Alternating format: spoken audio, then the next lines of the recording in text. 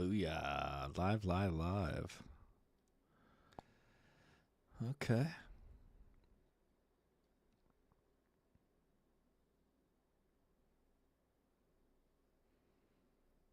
Okay, that looks good. That looks good. That looks good. Welcome, welcome. Just getting ready for a little Tezos Commons action. Just waiting for the space to get started.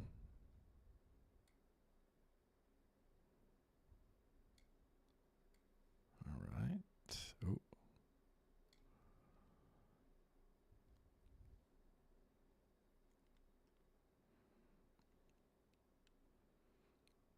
Welcome, welcome.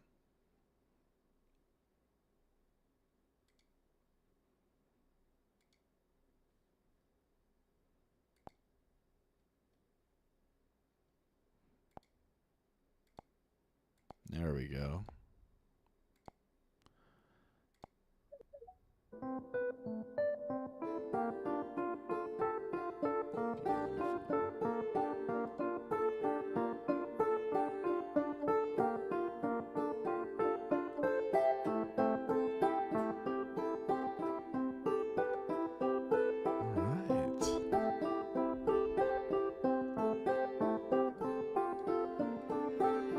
I guess I should accept the invite, huh?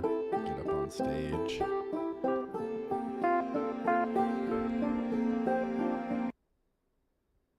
Well, gotta wait for my button to work. For some reason, it takes a minute.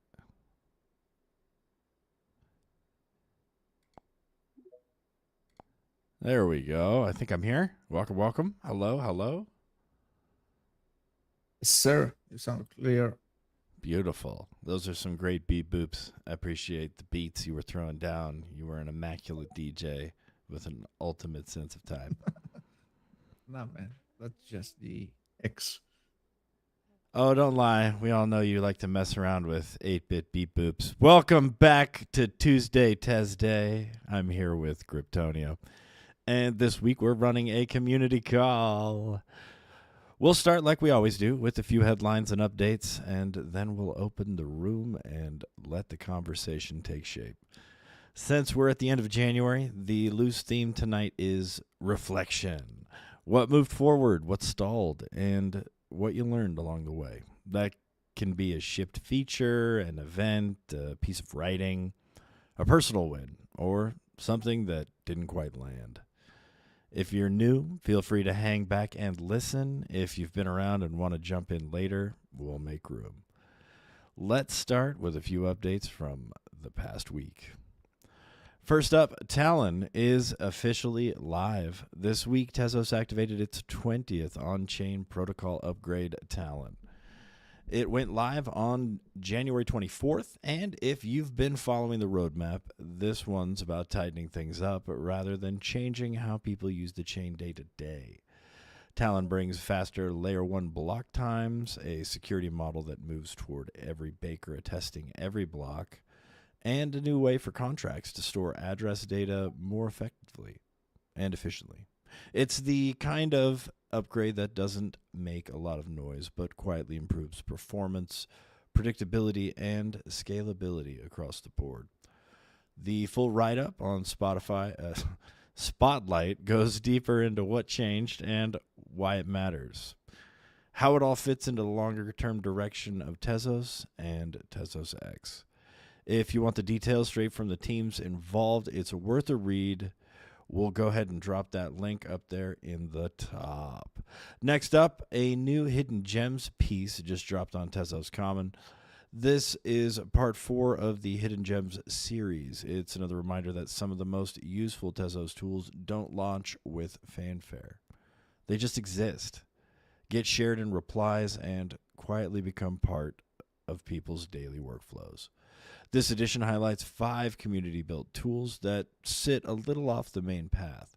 Things like backing up and archiving NFTs properly, turning object activity into a live gallery-style feed, giving artists more control over chain animation, and even a dedicated radio-style player for Tezos music NFTs.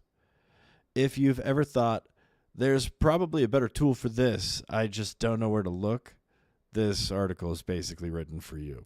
It's practical, very Tezos coded, and full of things most people didn't know existed until someone sent them a link. We'll go ahead and drop that article in the nest as well. Definitely worth bookmarking if you build, collect, or just like knowing what's quietly being shipped around here. If you're trying to keep up with what's actually happening across Tezos, the baking sheet makes it easier. It's a short weekly email that pulls together the project updates and community activity that matter without padding it out. Just the things worth knowing that week. You can sign up at bakingsheet.tezoscommons.org. Quick reminder that nominations for the Tezos Community Rewards Program are open. There are 2 ways to nominate. You can fill out the short form at tezoscommons.org/rewards, or you can post on social media using hashtag TezosCRP, which is the tag we track.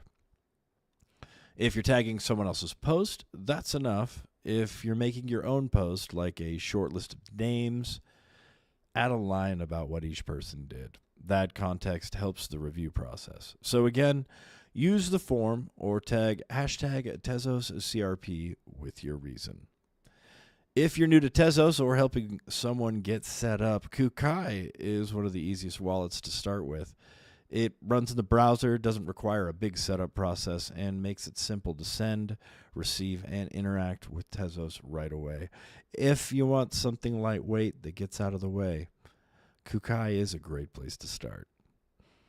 All right, that's what stood out from the headlines, folks. Like we mentioned at the top, this is a community call. We're going to go ahead and start opening the mic. If you've got an end-of-month update, a win you're proud of, or a speed bump that taught you something, feel free to request. No rush. We'll ease on into it. Kryptonio, my man, how the heck are you? Hello, hello. I'm doing good, man. What about you? I am doing well. I've been sleeping a little better. I think I actually slept last night, Ooh, nice, nice. Haven't been sleeping? Ryan's not allowed to talk. Ryan. Mute him. No, I'm kidding. Hey, Ryan. you just said you invited everyone. Yeah, but there was this like implied except for Ryan attached to every. No, I'm kidding. Oh, okay, I see. An asterisk. Yeah, it was one of those like footnotes, like a little 1 next to the statement. Disclaimer. Yeah. Did we get country up here? Welcome. Yes, how you guys doing? You said, but no. But I was asking actually, have you been having trouble sleeping recently? Because yeah. Any particular reason? I'm just up all night staring at the screen. I feel like Neo from the Matrix. Oh, okay. I think we've been there. No, but So I'm you actually got using some- auto scrollers and scraper. No, anyway. Oh man, yeah, you gotta. That's a thing. I don't know, like trying to go to sleep at night and like been trying to pry myself away from like the devices, because it does keep you up, right? Brian, did you know there's devices that can operate your devices while you sleep, and then they just continue running your devices and doing things for you? Did you know that there are agents that do that stuff now? Does that help you sleep or not? Well, I get worried, so I have to babysit Not them. really. 'cause It then you creates worry more about those. anxiety, right? Yeah. That sounds bad for sleep. But I mean, Yeah. in the Just the beginning, first few all days. systems of Yeah. automation fall into that I've been category. like a lot of times I like fall asleep, and my parents do this too, but like they fall asleep to some show that's going on, and like so I don't know. That's probably not good. No, But anyway, I think it's We fine. should say a quick hello to Country that came up as well. Yes, welcome. Hi everyone. hello. Happy Tezos Tuesday. Happy Tuesday. Yeah, on this Tezos Tuesday, I have just minted my a collection of fantasy interior season 2 where it's pinned in my profile if anyone wanna see. And it's I share my fantasies and my thoughts on some topics through my AI creation. I hope you all like it. Sure, cool. Great, thank you for sharing. It is the pinned tweet you have in your profile, right? Fantasy Interior Yeah. Season 2. Nice, nice. Let's pin it up here as well. And thank you for sharing, of course. Art finds object. Yeah. Cool. And also I have there's an event that is going on in Tezos, that 1 of 1. So I also share my work for that too. Sharing the Oh, did it moment start? where Did the event start? The one yeah, of one it's season? Yeah, 2026. okay, yeah. I missed. Oh, okay. Yeah, nice, nice, Is it nice. already Good time? reminder. Wow. I think, yeah, it was from 26. That's right. Yeah, thank you for reminding us, country. Welcome. So basically, I share my work for that too. Sharing the moment where of the Hitler time where they were in a prison, and share the moment of a couple who is sitting on a bench, sharing their lunch, and being together, not knowing whether will they able to meet tomorrow or not.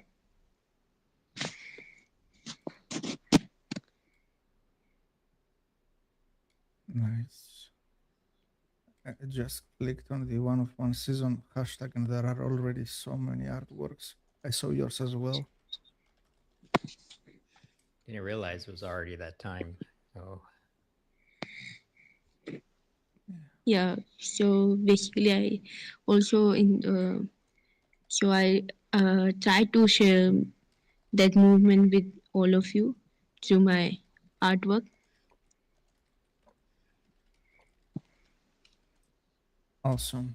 Thank you so much. Let's give also a quick shout out because I see already in the audience Lex, TTC, Randall, DopeAI, MB. Oh my God, already so many people here. Sift.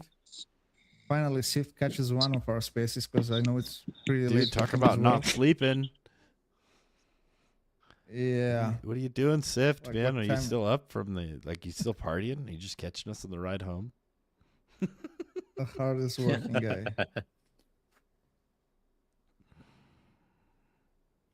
Wait, where did Country?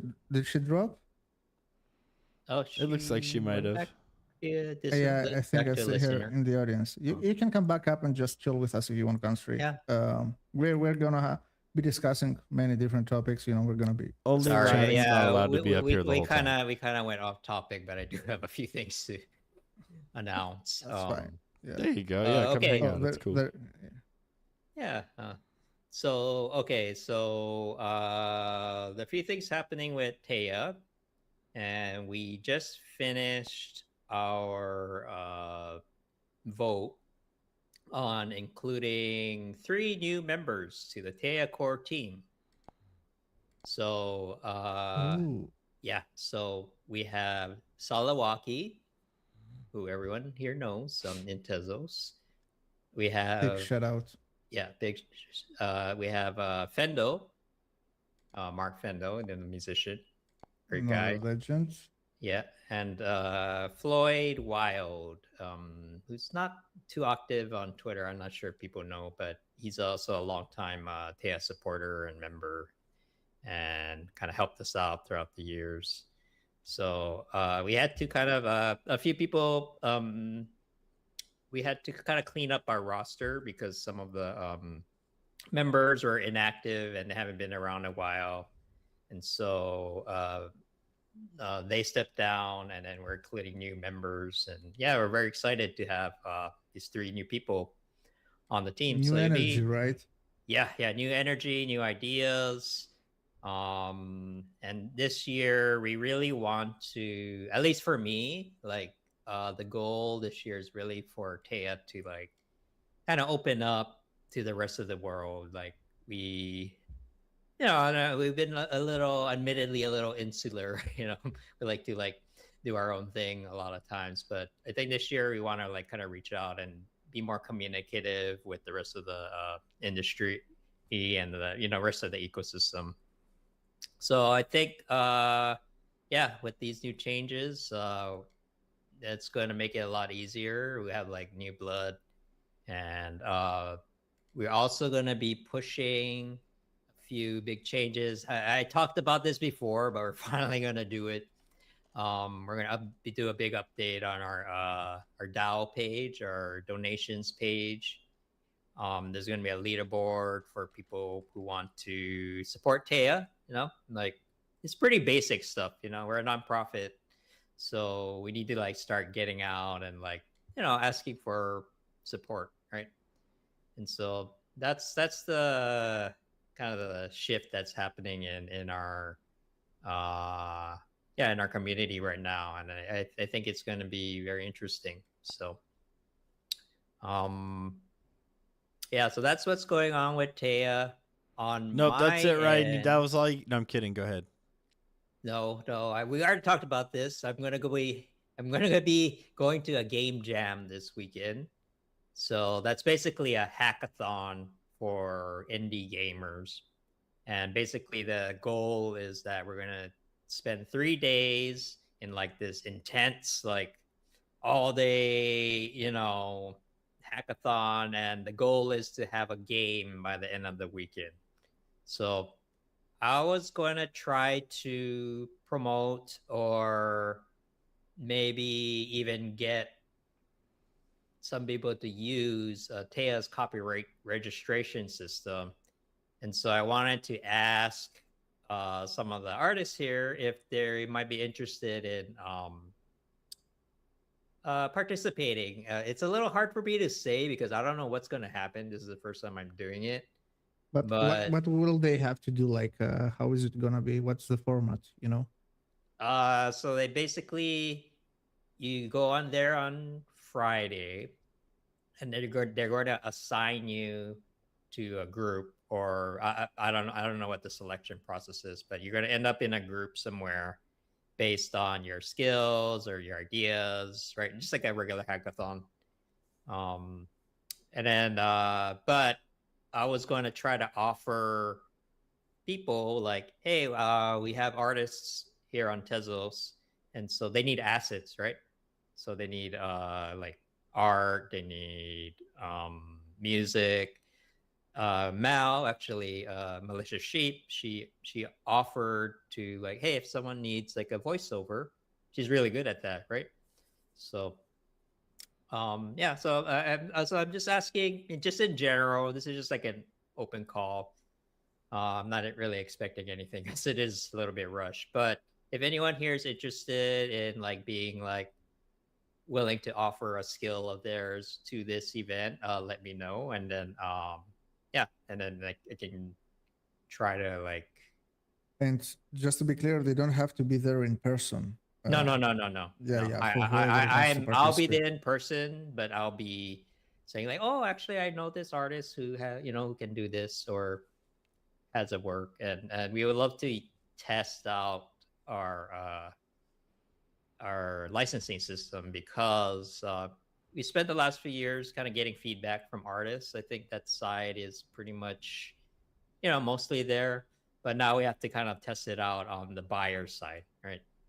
So for those not familiar, basically you can register one of your NFTs on Taya and assign like a licensing. So like, hey, so this, using it for a game is a really good example where you give permission for that person to use your work in exchange for owning their NFT. And you can set the price whatever you want.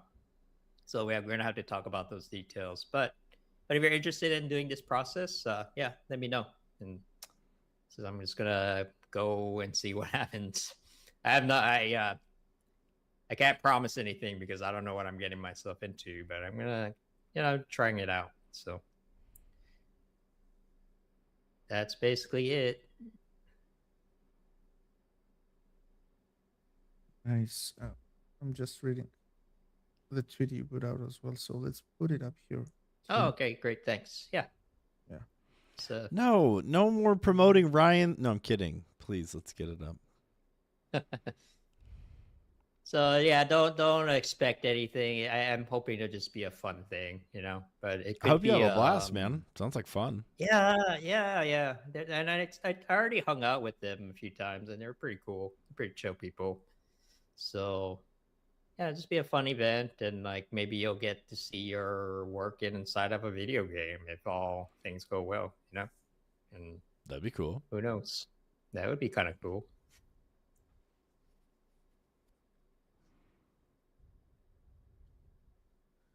We did have a bunch of announcements coming out, right? First of all, we had Tallinn. We had what else? Blanks. We had I mean, instant Tezlink went confirmations. today. There's a bunch of stuff. Instant confirmations on Etherlink. Yeah, I mean, like Mhm. ecosystem. What does that mean? Instant? So confirmation time went from roughly 500 milliseconds to 50. Oh, okay. Not So fast enough, huh?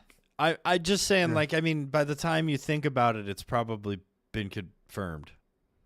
Okay, that's what it So means. that's what it means. It's basically they're calling it instant confirmations, which is sort of the branding for it. But this last upgrade to Etherlink dropped the time 10x. Now things like high frequency trading, gaming, it's all real. Yeah. To Oh, be yeah, I fair, remember thinking this about didn't really. This wasn't a problem, like for everyday users. It was No. already too fast, right? But for No. some use cases, like the ones you mentioned, absolutely, yeah. For Really back-end yeah, I can see processing that. things. Yeah. No, even in music, 500 milliseconds is a long time. Oh, Half for a sound, second. it's insane. That's insane. That's Yeah, unusable yeah, for yeah. anything. Like that's an unusable delay. But Okay, I see. yeah, Yeah, we're at 50 now. It's like the sound, snappiness of your mic good on sound system. cards. Yeah, good sound cards go down to 10 milliseconds. Yeah, But yeah. That's what you're paying for when you get a pro thing. right. When you buy this stack, you're paying for the iron and all the wiring, so that you're literally getting 10 millisecond response time. You're not, And it makes a difference, man. Like a Huge. difference. Yeah. I looked into that stuff. I'm not an audiophile. Well, I wasn't. I guess I am now. You are now. You're more than guess, me, actually. I guess I didn't mean to become one. Yeah. Well, that's what happens, man, when you get into it. Sounds like Tezos. Yep. So that's all I got on my end for now. I don't know what else. Anyone else want to come up? Otherwise, we're gonna be talking about weird stuff, man. This is what I'm happens. fighting We're gonna my go. other account to get it as a co-host. It keeps dropping down. But there we go. Did you get it? Okay. Yep. Looks like it. At least Alright. on my side. I don't know. I'm We'll see. using BlueStacks, so it's like I don't know who's a speaker or a listener, to be honest. Yeah. Yeah. This place. I don't even. I'm lying. I see Ryan. You see what I see on my screen. That's for sure. We there's could. Let's get Lex up here. Yeah, get Lex up. Hey, what's up, Lex? How are you, buddy? Welcome. Doing welcome. okay. Hey, Oh, he's up already. There we go. This is so fast. What's up? How's it How are going, you, guys? Lex? good. What's up? What's up to everybody down there, everybody up here, and everybody in the middle? It's good to catch up with you guys. Get some human activity going on. You have something? Stuff. Yeah, no, I just honestly just trying to catch up with what you guys are saying as well. It's a lot of news going on, and just within Tez, and that can affect Tez as well, or should I say Tezo artists, right? Mm-hmm. So I'm not sure if you guys are familiar with Black Dove. Black Dove is a company out of Miami that basically puts the kind of a programming within frames, and that way kind of like a lot of the talk that's been going on lately about getting that tech in the frames, in the displays, so when you curate art, it's kind of it's less difficult. So I've been in part of collectives. I've used Black Dove in the past. I mean, everybody has their own way of displaying and curating art. They have theirs. And the news that comes on, at least hit today, was that Black Dove acquired Foundation, the NFT marketplace, which is Whoa. kind of yeah. It's Okay. yeah, and it's kind of a Uno reverse card, right? Because you would Yeah, think I wasn't expecting that. right, you would think Foundation, buys this little company that basically, when it comes down to, let's say, supply and demand, right? Um, okay, when you try to anywhere between October and December, if you try to rent any of these frames, it could possibly be up to like $500 a frame a day. Mm-hmm. A day. Okay. And, if you have a good enough exhibits, you're not going to do it with one screen. So, but it's one of these like, dummy proof, put all your art in it and it's just going to run. You don't have any kind of, and then you can, from an application, from your phone, it's very, very dope, very dope. But this news that and I just want to read if it's okay.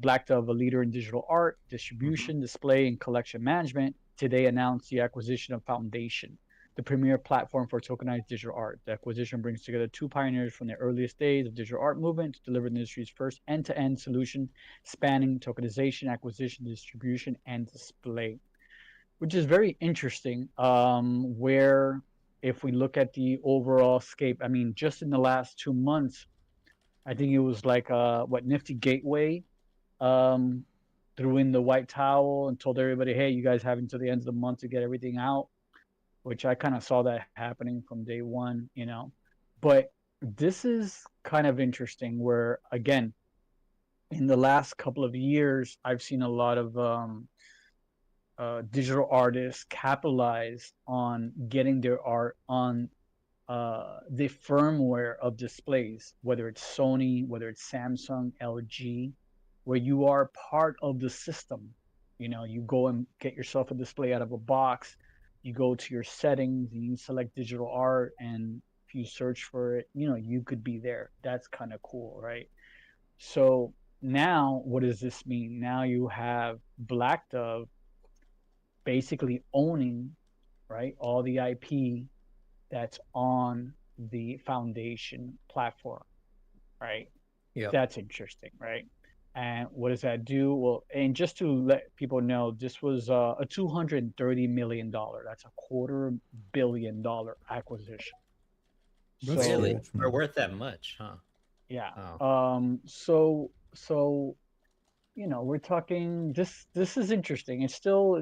I'm still kind of going through the little, like, all the stuff and getting little feedback from people who've known about what this is. Obviously, this is not Yeah. something that happens overnight, right? There's a lot of people with hands in it. Who else is, and for the people who have been already using Black Dove, this could be, I think this could be good for them if they already have that type of relationship. But moreover, I think this is even better for even our own community members who are creating their own digital display, firmware, software. I believe From Friends was awarded an award, right, this week on the software that they're developing for digital displays, and hopefully they get the type of funding or support they need to to move on and to move forward with that, because I think I'm actually looking forward to, I've given a little bit of my hey, it would be cool, it would be if you could do Are this they to it. chain and agnostic? I don't know. That's a good question, Yeah. and I keep trying to talk to them. I think they're German. They have a Mhm. little bit of shyness of talking with us. I told them that we are So, that we speak many languages, specifically so geek. far, yeah, so Uh-huh. far, all the tools I saw from them, they were just Tezos specific. I haven't seen like any tools have multiple support for multiple chains. But this new tool, I haven't really looked into it. I saw that they posted their proposal on Tezos Agora for funding for the newest tool. I mean, not for the Black Tezos that TV or the his Test Ticker. company? Oh, No, Kryptonia, this I'm is talking different. about From Friends. From Yeah, we're Friends. talking Okay, about okay. something else. Yeah. Yeah, I was like, okay, huh? That's interesting because it's like Isn't that oh, who you were talking about, Lex? No. Yes, yes. I think I kind of blended the rice and beans a little yeah, too with too much Gotcha. finesse there.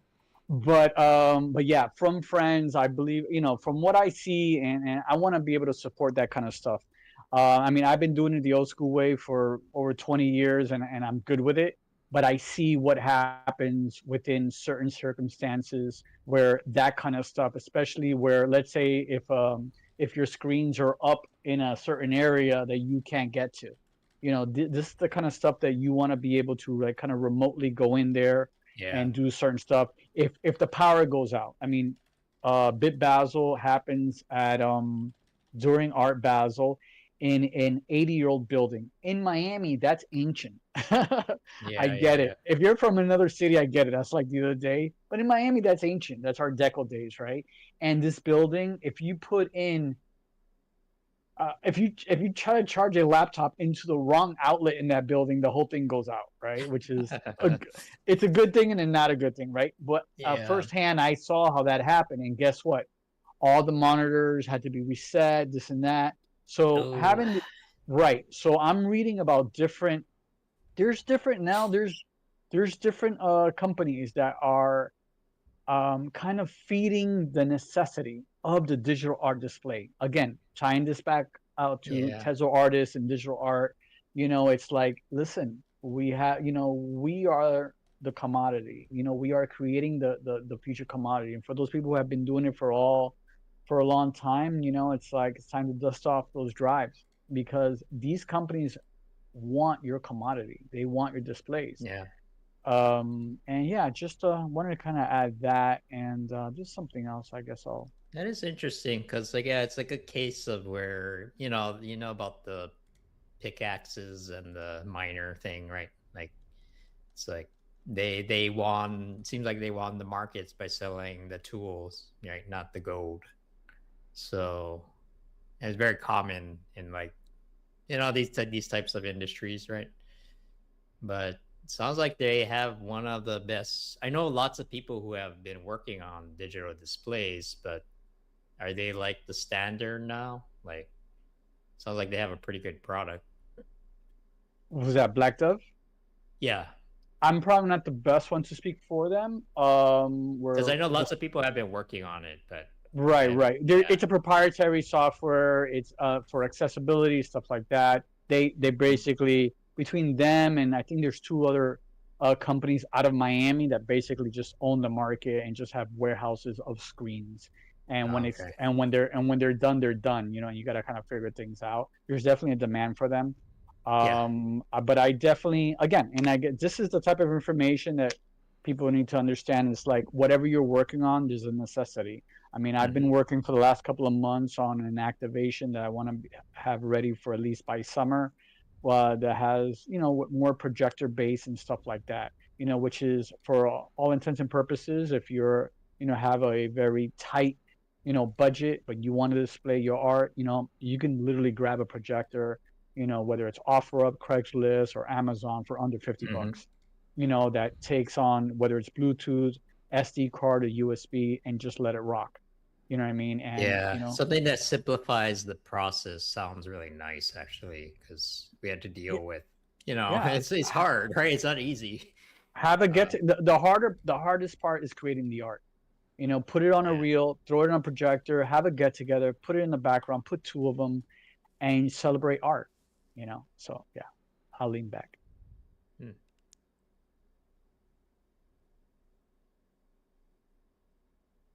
I'm looking at their stuff right now. Who? Black Dove? Bloke Dove, yeah. I'm just like seeing.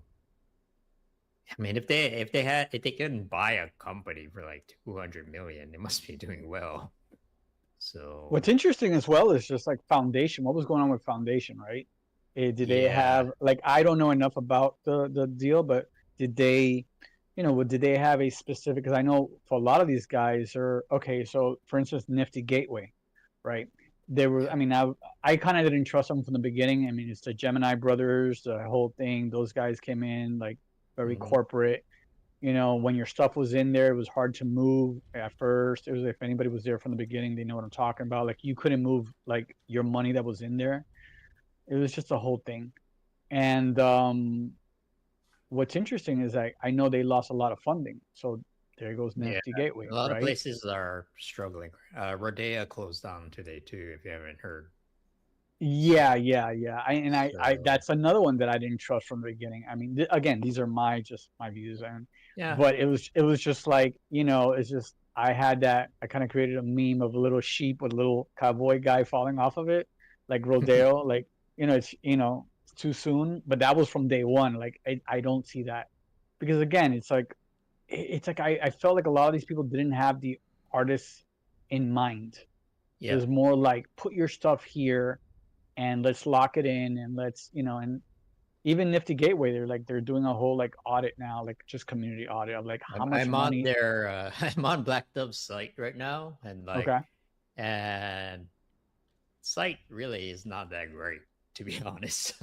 You click on a link and it takes you to a Canva hosted website. Right. So Yeah. so check this out, right? So Yeah. what does that tell you, right? So I'll be honest with you, they had a small gallery in the design district years ago, Uh-huh. and there were events there, and they had very cool installations, and they allowed the community to throw events there using their screens. Smart, Mhm. right? And even the cabinets, like the way I think they even had some kind of connection with Samsung when Samsung created their canvas like frames, right? I think Yeah. Black Dove had something to do with that as well. But There were again, this 2 has a lot. million Samsung frames that had Black Dove installed on. That's like their first tweet that I was able to find back in like, Yeah, what is man. it? Like they're May running of on their product. 2024. So 2 years ago. Yeah. They're probably making enough money where they don't have to care about like having a nice website, you know?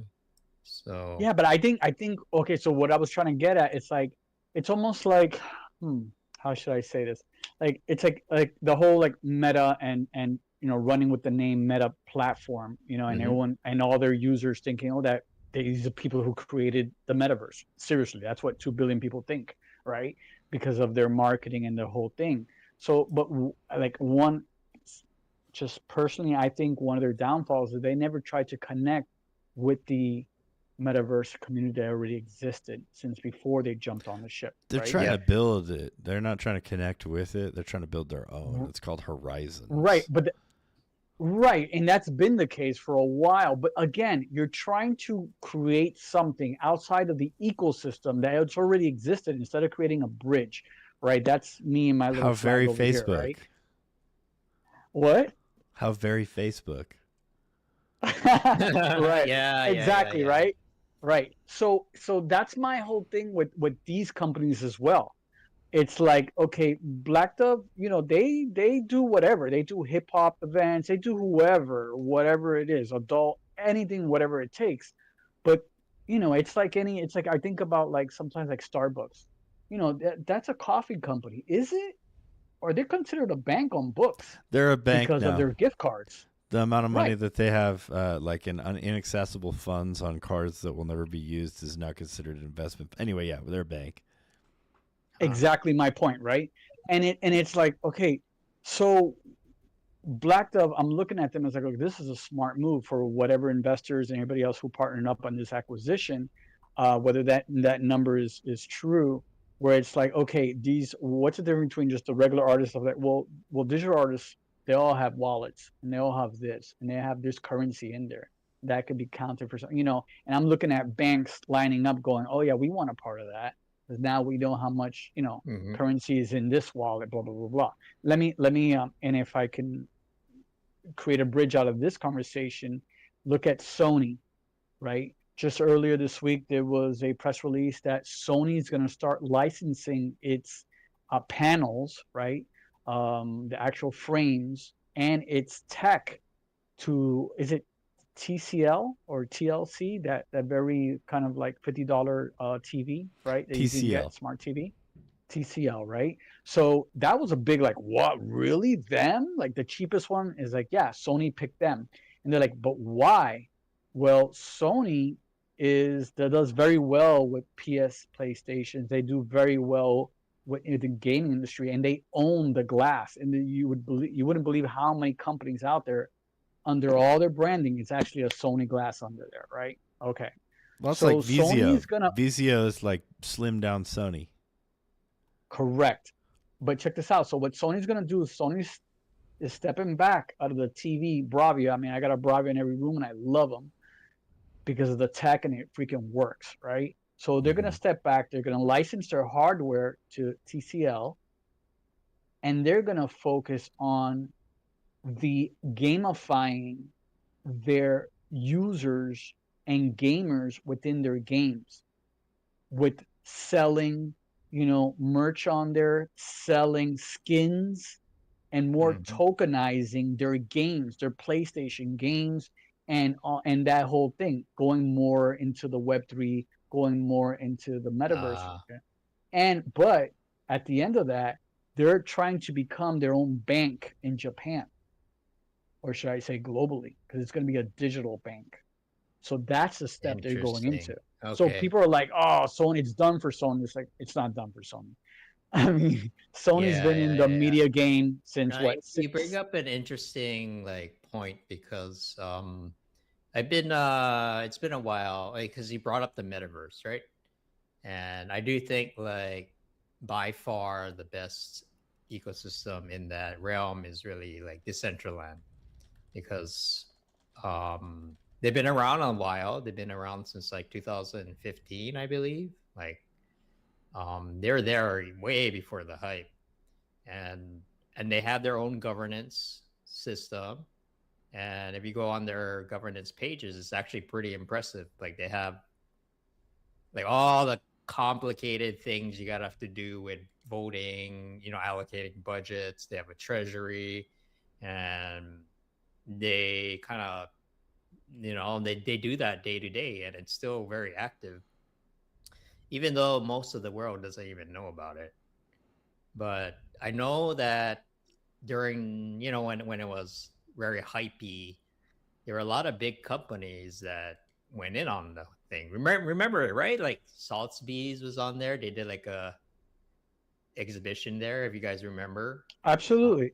Yeah. But even before that, a lot of us artists were in there in 2018, 2019. Yeah. And it was great. And for the people who bought land, it's still pretty good. I just went there absolutely last week, and it's because it's actually decentralized, right? No one really owns it. Well, right. I mean, you can own your own parcels, right? And there are parcels that can be rented and stuff like that. And but there are some really big companies still on there. I remember walking around and just seeing oh, look, Mountain Dew.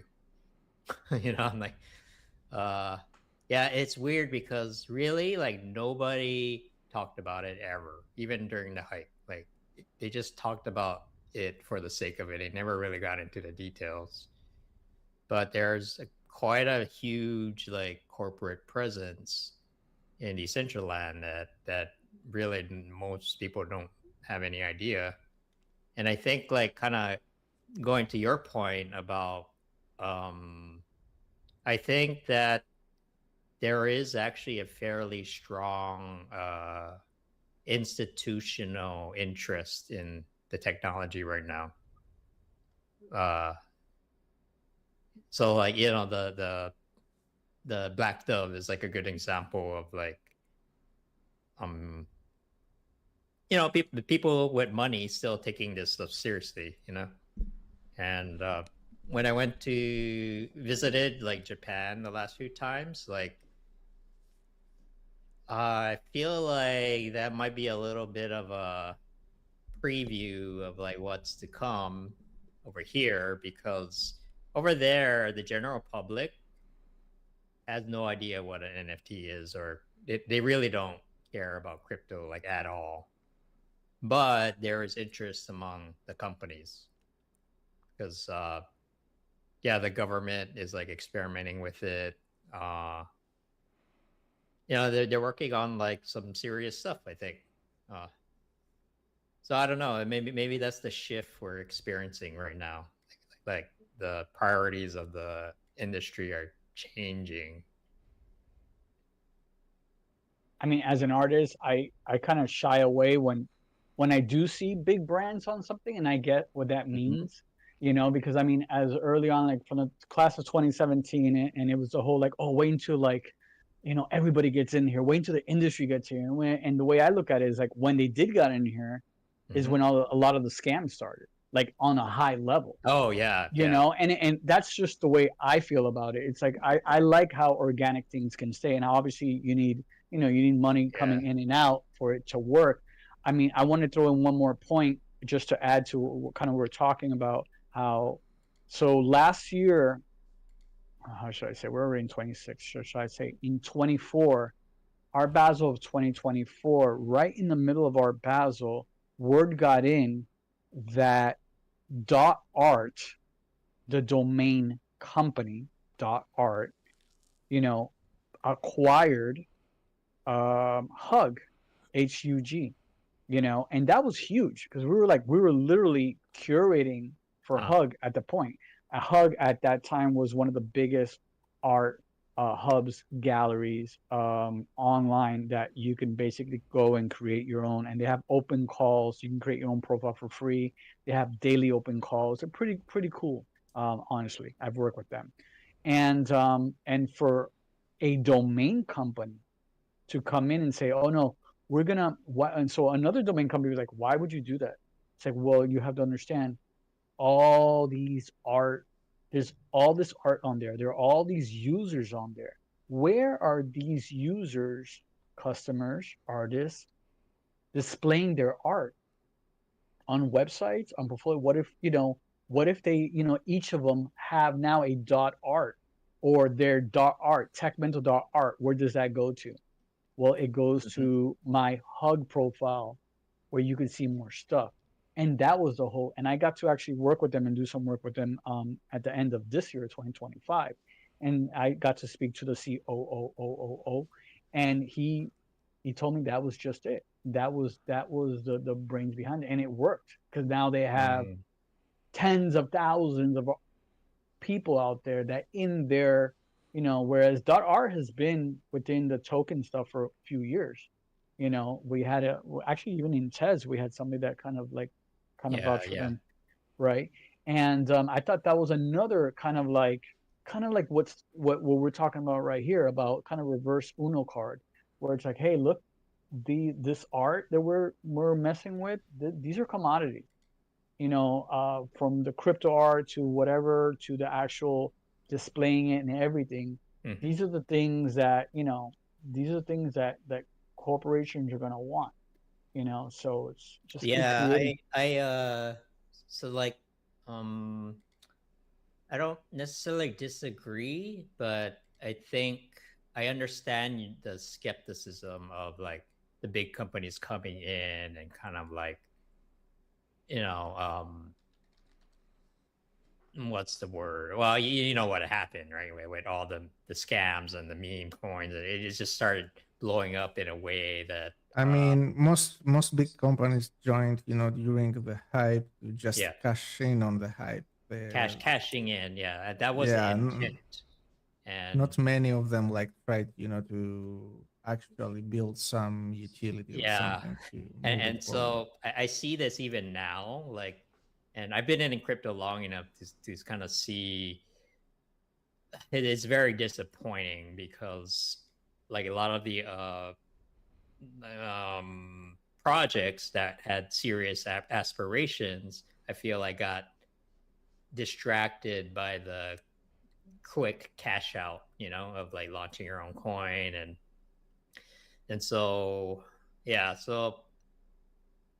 but I think like maybe now, and this is the hope, maybe now the people are realizing, oh, this is not sustainable, right? Like we all knew it wasn't going to last, but we're finally here. Okay, but what's sustainable? Crypto art? Which one are we talking about? No. Like the meme coin, like the whole like we're gonna pump and dumps, right? Like that was the business model of like 99% of the startups launched in the Web3 space.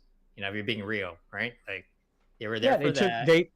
they took advantage of it, and where they saw basically they carbon copied what the small Yeah. guy was doing, right? And they Hmm. said, "Oh, why don't we just do this?" And I remember those. They I saw remember those some people spaces. get they saw some Yeah, people get rich and they're like, I want to do that too, right? So it was like a Me Too kind of, yeah, and then that just flooded the whole market, and you know, it kind of market kind of cannibalized itself because there's like thousands and thousands of coins up there that are trying to do the same thing, and then eventually people got tired of it because it's just like, well, what's the point, right?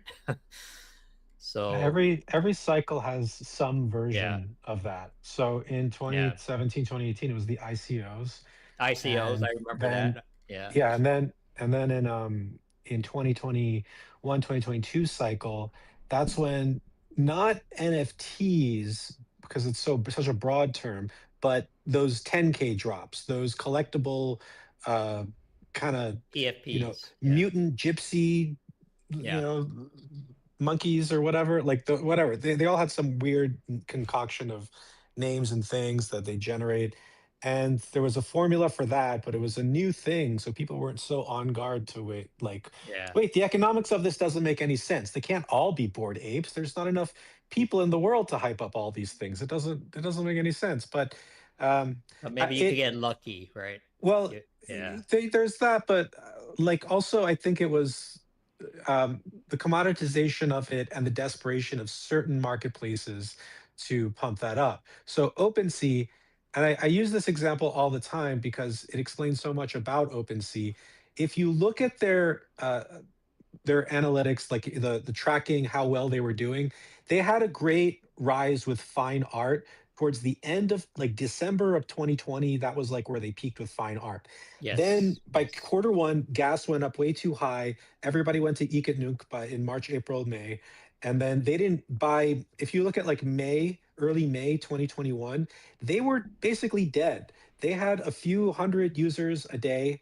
They were down to like a very low volume, with like less than a million volume, and that was just like a couple of their OG like big artists okay, that were you're doing talking that. It about was like nothing OpenSea. for, This is well, it was nothing OpenSea. for OpenSea, yeah. And they Okay. had, and this was after, mind you, in January, February, when they announced like they had that massive Andreessen Horowitz Series A or Series B or whatever, and then all the others Mhm. coming in. Like they were already really hyped up, but they couldn't do anything because like they were just dying for fine art. Like it wasn't the place to do it Yeah. anymore. No, I remember Yeah, I because know. yeah, But June, July, uh, like that's when everything shifted for them. When they really decided to do a total like about face on the fine art thing, and they said, okay, now we're all about these collectible type stuff. Sure, we'll still uh, facilitate these fine art things. So their revenues really spiked, and their users and or not the revenues, well, yeah, but their volumes and everything in June and July, like most of it was coming from or not like July and August. Most of it was coming from Bored Apes and Mutant Apes, and then after that, by Q3, Q4, they were like that's when everybody just started dropping their 10K collectibles on OpenSea. That's like all it was, okay. and they just designed their marketplace for that kind of activity.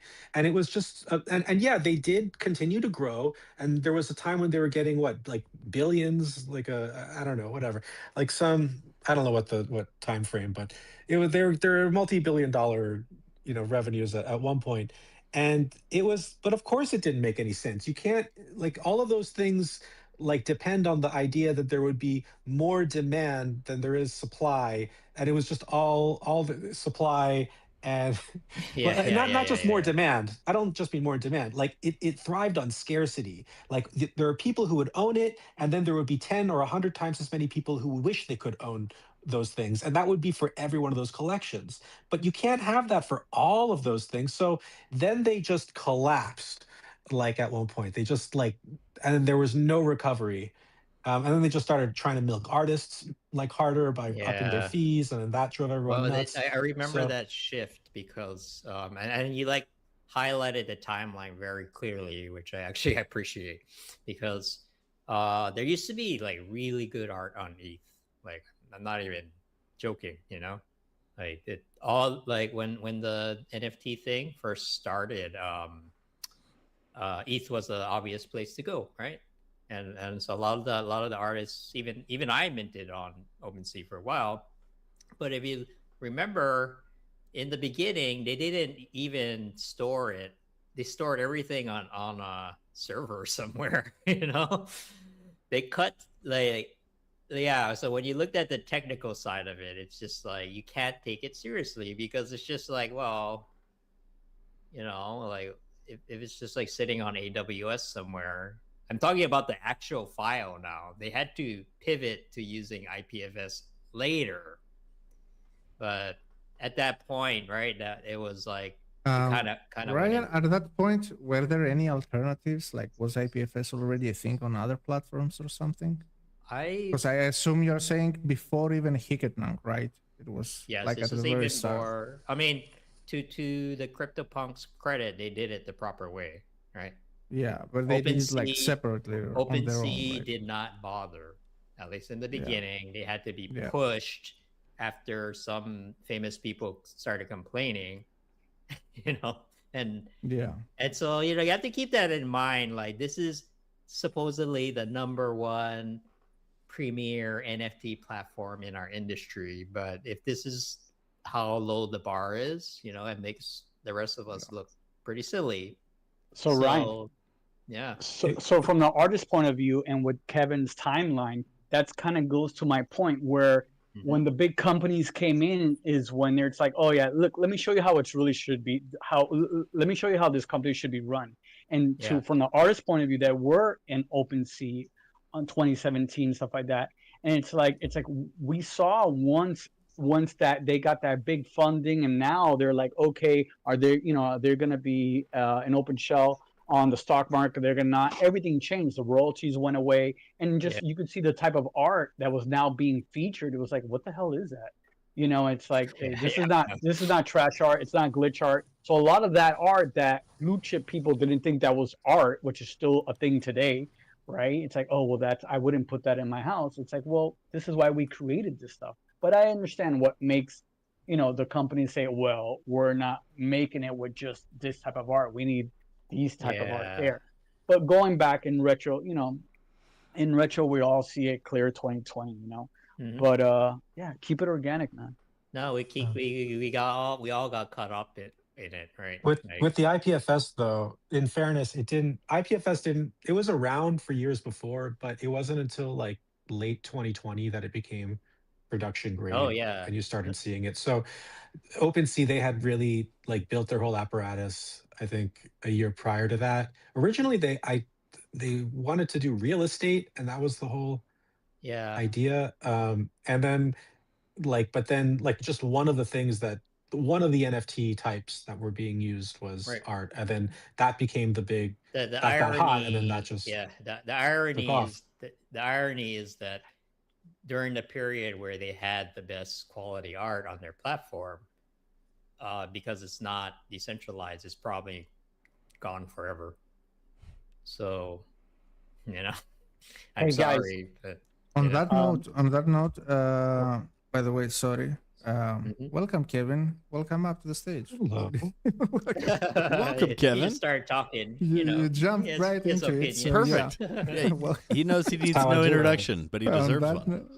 I want to say, like, were there any developments, any solutions with the Nifty situation? I haven't really, looked deep into it, but I saw that it was pretty weird that they had everything like ownership of everything, custodial stuff. So, any solutions for the artists or anything? No.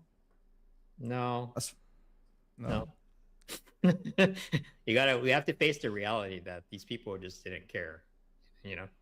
And I mean, what becomes of it? I guess it's just really like the practical end is front end. The smart contracts don't go away, but people need a way to interface with these things. And I think there's opportunity there too. There's salvage opportunity. It's fine no cost. if people know what they're getting into. I don't think it's that simple. Is what I'm thinking. I don't think it's that simple, Kevin. I mean, the artworks were in custodial wallets.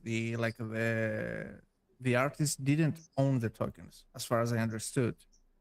If I'm wrong, you Yeah. can correct me. But it wasn't like the case with Hiketnank where they just spun up a different Oh, front ends. Nifty. Oh, Yeah, like this, yeah. like the centralized. Oh, so we're not talking about NFTs. Oh yeah. No. Oh, yeah. Zinger. Bam, right there. That's the zing we're looking for. Hey, welcome up, Mal. Welcome. Yeah. How'd they get away with it for so long? Because people don't Hello. care. You know, people don't care. You say something was out such a- loud people with don't enough understand people how things chanting. function. it. Let's work. Mal say hi, guys. Come on. Yes, What's up, Mal. Mal? How are you? Sorry. Hi, everybody. Still sick, but here. Just wanted to chime in. Jack Tezos created a archiver tool for everybody to use for IPFS stuff and Yes. stashing all of your beautiful works onto the Wayback Playback machine in the Internet Archive. Check that out. That Jack is the way. Tezos. Yeah. And I keep being in Bitcoin centered spaces and hearing people be like, on chain is the way to go. I'm like Zero Unbound on Tezos, and they're like, but IPFS. I'm like what Jack Tezos has solved. Yeah. We got cool devs over here who are solutions. doing the things. Absolutely. And since we are talking on this point, we should mention all the tools that are available that at least I know of. And one of them is Jax, which, as you said, archives it to the Wayback Machine, which is great. Then you can also back up all your NFTs and metadata locally with Yestem's tool. Let me find it and upload it. And there is also the Art Saver from Flex, who also allows you to download everything locally. And I think Flex added a support for EVM chains as well, right, Lex? How did that go, by the way, for you when you were testing it? On what? I was talking to Lex, but Oh, I assume, okay. Check it. I assume he Oh, is. are you there? Yes, can you hear me? Yeah, you were Okay, muted, awesome. man. All right, no, it said connecting, but that works actually great. I went to a better system, with at least I noticed that I don't know. I did it minimum 16 gigs of RAM, have nothing else running on your browser, and I started from scratch. Where on the other computer that had 8 gigs of RAM and a bunch of stuff going on at the same time, it kept on kind of just being interrupted. This thing did it. It did the whole thing. It showed me about 4 or 5 that it was not able to back up for some reason. So I just went there personally, manually, and downloaded those artifacts. And that worked really well. I'm really the Art Saver is definitely the way. And yes, it does do EVM as well. To answer your question. Yep, awesome. I'm also pinning them up here, each one of them that we mentioned. And obviously, if you know more tools like that, they are never enough to have more backups and stuff. Hey guys, while I have your attention, I just want to kind of clear the air for the record. So kind of misspoke earlier. So Foundation has facilitated over 230 million in art sales to date, and I guess that was the big ticker as to get them bought. So that was not the acquisition number. Yeah, that has not been way too high. Yeah, that has not been made public yet, but I'll be on top of that. What is their fee? Does anybody know? For which one? Black Foundation? Foundation, because if they had 280 million, is that what the number was? 230. 230 million in sales. Right. So how much is their cut? Well, from what I understood, there was a fee in order to get permission in order to be on Foundation, and then there was a fee to mint, and then there was a fee after sale. So you have to pay to be on it? I thought it was a... Yeah. From what has been described to me.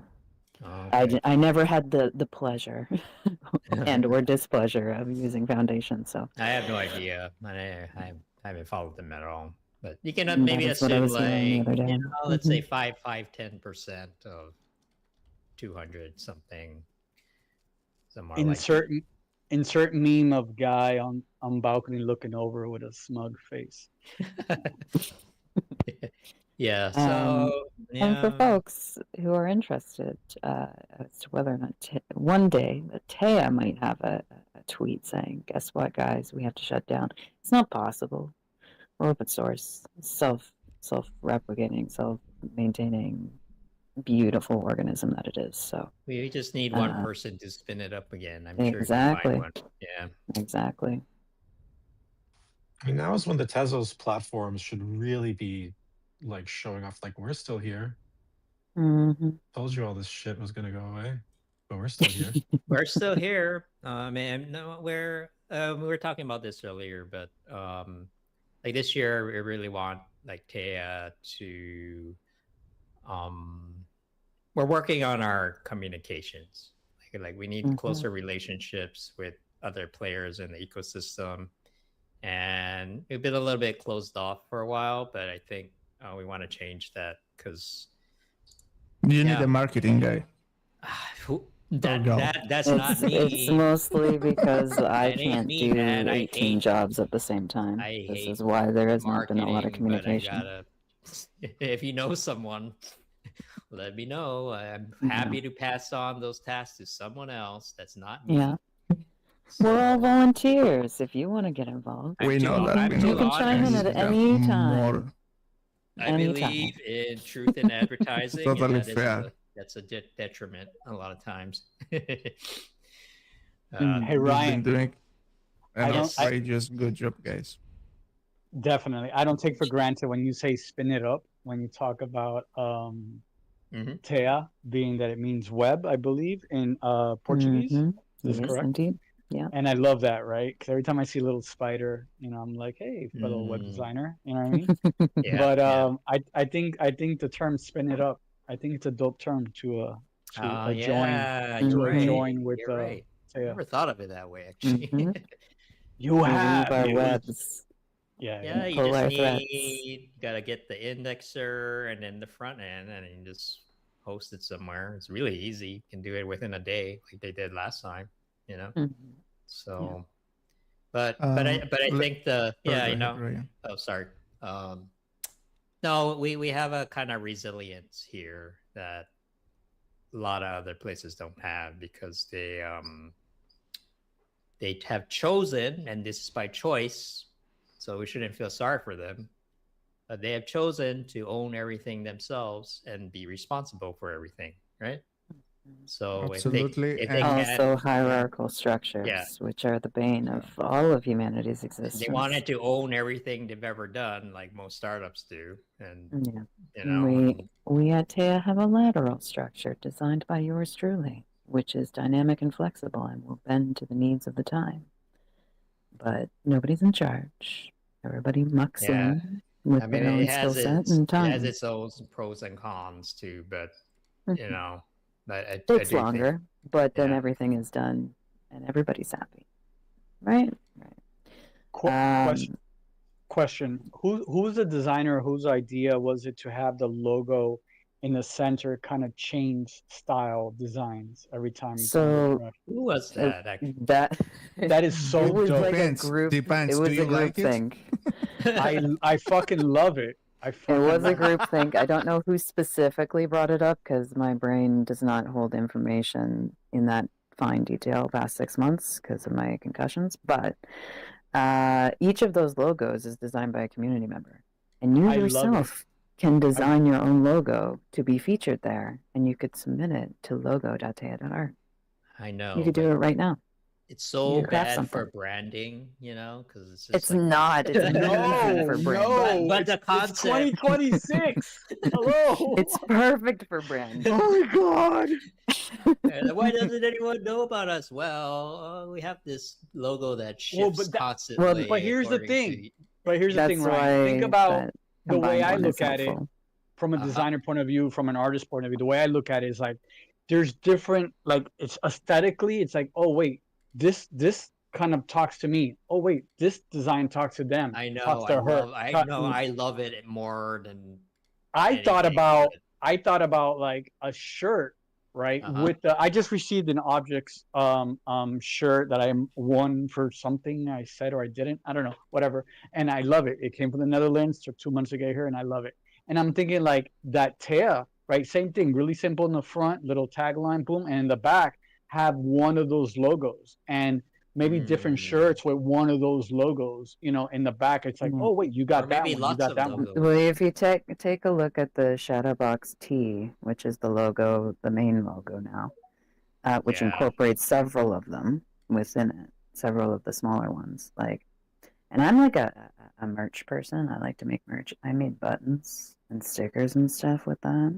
That went to Berlin, but I have been pondering investing in an embroidery machine to do hats and On denim silk jackets. screen press, yeah, and patches, I iron-on love that. patches. I'm all Oh my about the denim. god!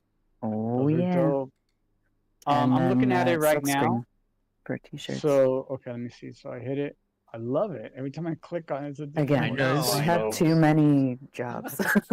Sorry to Just interrupt, focus but on one thing. I Go want to ahead. quickly say hello and welcome to B up on the stage. He's been here for a while and we haven't even said hi. Hi, B. Hi everyone. I just came up because I am doing a raffle for 10 invitations to foundation. So Oh, perfect. if you wanna join in, you just Mhm. gotta follow everyone in the room Mhm. and retweet their pin tweet and Do they have to send make a love haiku to as well? Because that would be great. How Yeah, many and make people a we got to haiku. tag?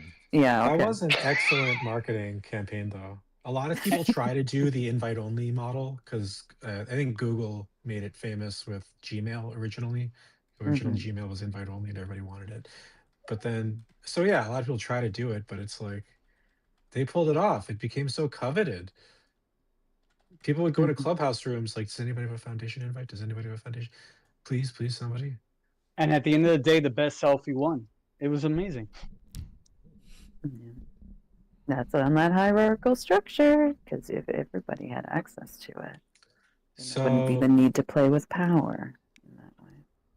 Sounds like ChatGPT Clubhouse. says they must have made somewhere between 11.5 million to 20 million over That 4 sounds years. more realistic. That's to me, yeah. revenues though. That's not like Yeah. profits. That's so whatever their costs were. I assume they probably didn't profit. Like I imagine their costs were more. I mean, we have to admit too, there are no crypto companies that are profitable, other than exchanges, maybe, but Coinbase. maybe. Exchanges are Yeah. profitable for sure. The big ones, at least. Because it It's doesn't hard. matter. It doesn't matter how good what coin And they does, right? profit They make from us. they make money from us, right? So And they feed the federal government everyone's information. yeah, that's so, a whole nother. That was the whole thing because they were in court trying to defend everybody for a long time, and they were like, okay, never mind. Yeah, You know, it's the because thing. Yeah, it's a Go- lot of go ahead. like when it's seasonal, it's still kind of a seasonal thing, and people aren't really sure where the trends will go. And the I think the creation, the push for investment definitely out exceeds the usage. Yep. But like it's so niche. Everything, the biggest things out there are still very niche. Like how many people are really using blockchain like as a thing? It's not there yet. And there's because the stuff is permissionless. Well, that's part of it. Like there's so much global competition for every single sector you try to get into that it requires like if you want to cut through it usually requires a lot of capital to get going. And then like so the idea of like getting profitable is just Yeah, it's it's very rough. hard, but I think I don't know that we haven't been quite honest about that, like, and I think the average person out there they know when you're shitting them, like, because the worst thing I think the crypto people said, like, have fun being poor. Remember that? Yeah, that was what's his name? I'm Soquan? like, what That the came fuck? from Bitcoiners. I know, yeah, and it's just Doquan, like that was his catchphrase.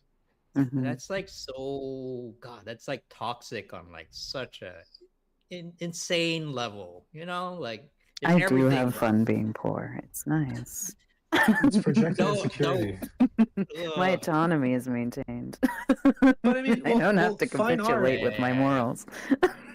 Starving Fine artist art. is my spirit animal. but it's just like, look, man, like if you're not profitable, stop pretending, you know? And Mhm. like, and I think once we get to like a point where we can honestly talk about like what's actually happening, you know, it's okay to not be profitable. It's just like, well, okay, well, what do we need to work on, right? You can ask more honest questions, but we have to kind of start with a point of truth, you know? That's how I feel.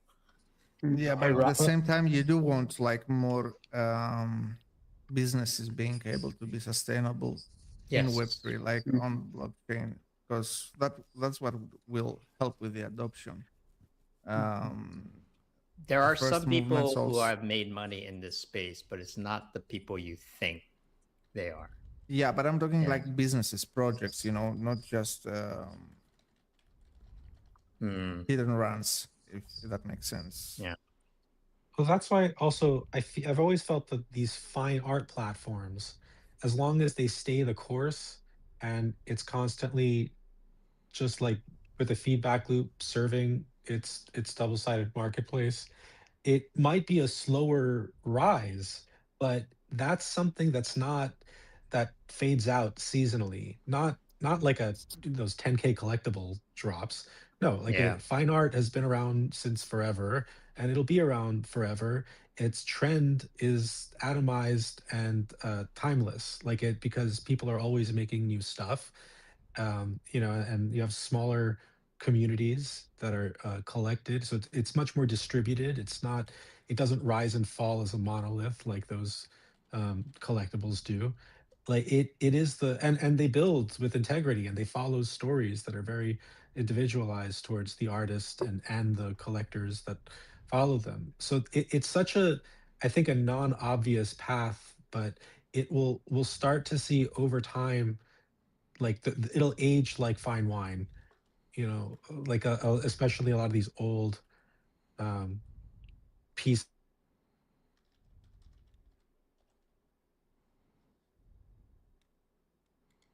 Oh, I lost sound. We'll be right back.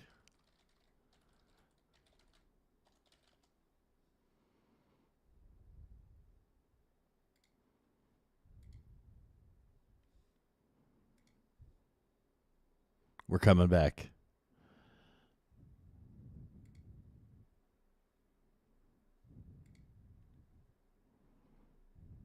Loading.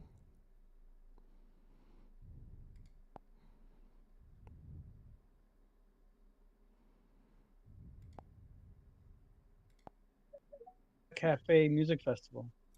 When? Well, All right, we're When? back. WEN. WN. Well, When Lambo. okay, so I haven't really. Virtual world somewhere. Could we invite all the music artists who are there and just have a stage and have their stuff playing?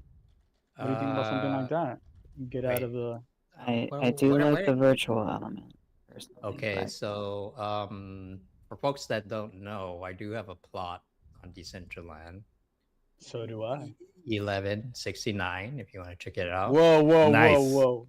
Yep. This is a And family. Nice. This is a family space. Nice. Was that on purpose? A little bit, but but it's kind of a nice location. It's near the museum district in the Yeah, but do you have any plots on Tezotopia?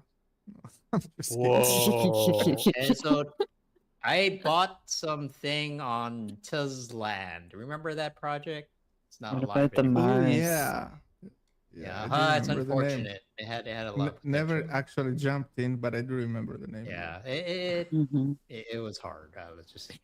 Okay, so you have land over there. So what I would have it entail? land.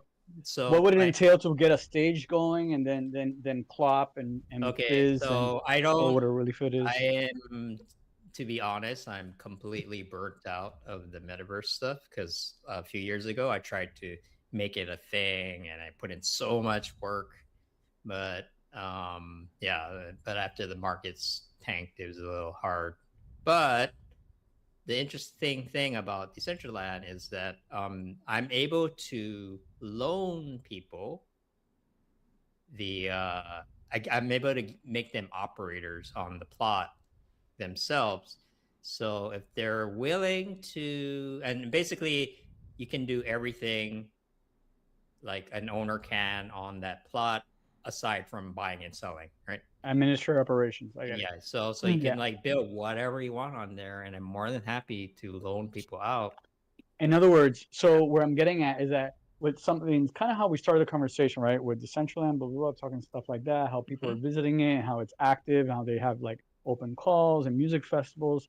Well, it's a good way to get like, oh, look, you guys know about the Tezo music artists? Ooh, do you know about Yeah, Tezo Cafe? I still believe in it And because then have it and have yeah. that there, while there is stuff going on, in the area. It's just like, I mean, the way I look at it is just like any other neighborhood. Hey, you have, Art Basel going down the street, but hey, look what's going on here. It's a week later, there's a music festival going on, right? So I think that'd be great because I love Teo Cafe. I love all the music on it. I got music on it. I got friends that got music on it. And it's like, hey, you know what? That place is cool, but maybe it's time to step out of the studio. Let's go on tour.